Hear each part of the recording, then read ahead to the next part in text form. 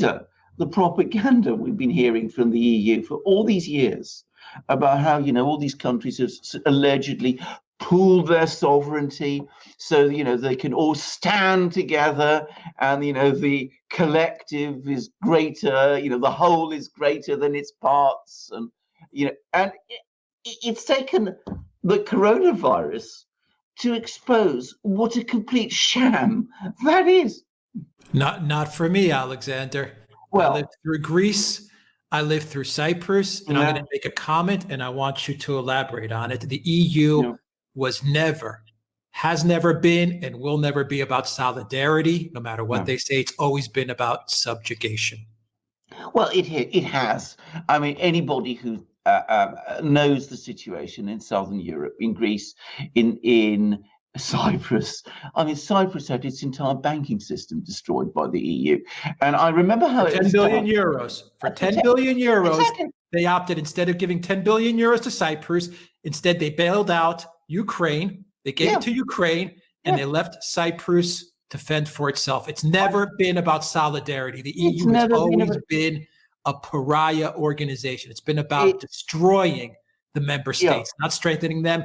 And now we're seeing the fruits of the evils that they have sowed in Brussels. Exactly. What happened? Let's just actually talk about Cyprus, because I think Cyprus is in some ways the most interesting case study. Because Cyprus is a country which has developed a very strong financial sector.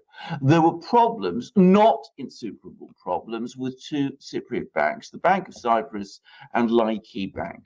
And what the EU did was that it said that people holding accounts in every bank in Cyprus needed to give some of that money in those accounts to support Laiki and Bank of Cyprus.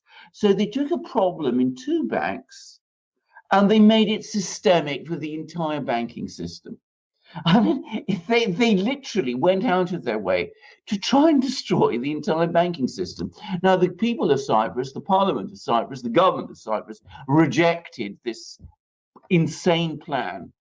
But the warning was given, and the result was, and it comes directly to this issue of subjugation that you say, Cyprus, which had developed a very effective position for itself as a financial center, had to restrict the kind of people, the kind of countries that it did business with. I'm not talking about drugs money or arms money or, slush funds or anything like that. I'm talking about ordinary work, the kind of things that financial centers do.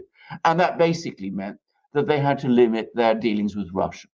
So that was what that was all about, ultimately. That was why they smashed Cyprus.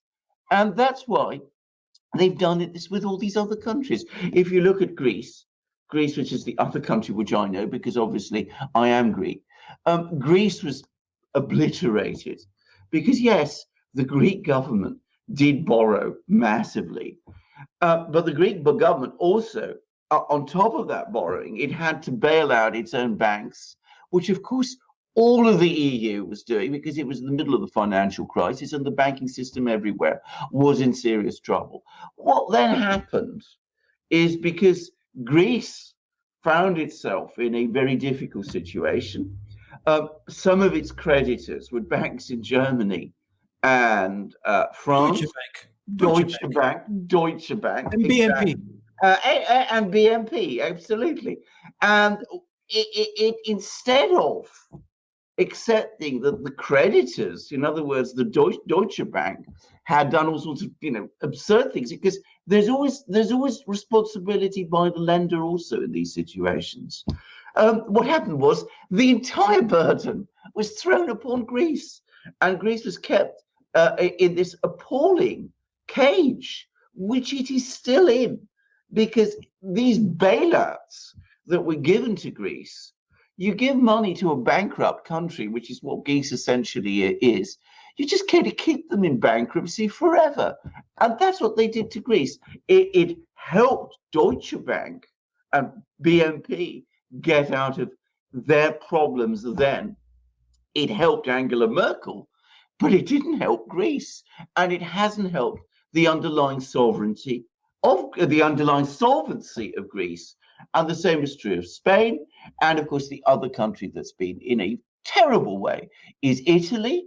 Italy has barely seen any GDP growth for 20 years. Its economy has stagnated. Its young people are struggling to find jobs. It's in a terrible way. And of course, the debt levels in Italy are now clicking up. They're almost reaching 150% of GDP. And we are now looking at a very dangerous situation in Italy, with Italy in total lockdown. How is it going to fund its budget? How is it going to go on servicing those enormous debts? Impossible to see.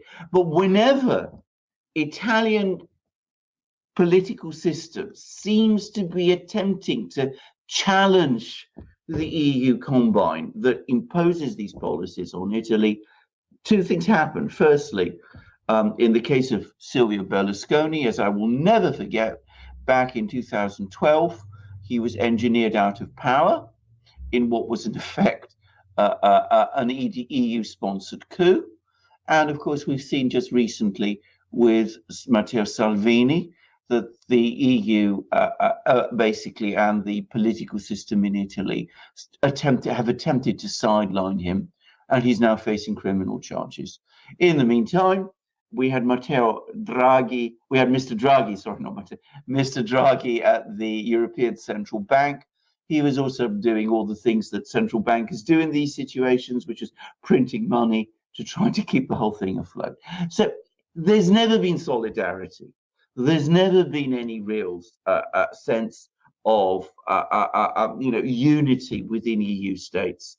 What it has been a system for transferring funds from the periphery, from countries like Italy, Spain, Greece, Portugal, Ireland, to the center, to Germany and France, especially to Germany, in order to keep Germany going. So the EU provides, in effect, a market for German goods. And can I just add something else, which a lot of people don't realize? I mean, the EU distributes money to member states through what are called structural funds. But these structural funds, which are to build roads, to build bridges, to build all of those things, always come with conditions. And usually they come with conditions that, companies from Germany or France will fill the contracts. So it recycles money also that way. So you have a situation where funds have drained from the periphery to the center. And by the way, I'm going to say something else. This is not good for the German people either. It has meant that Germany has become complacent and it's lost its cutting edge.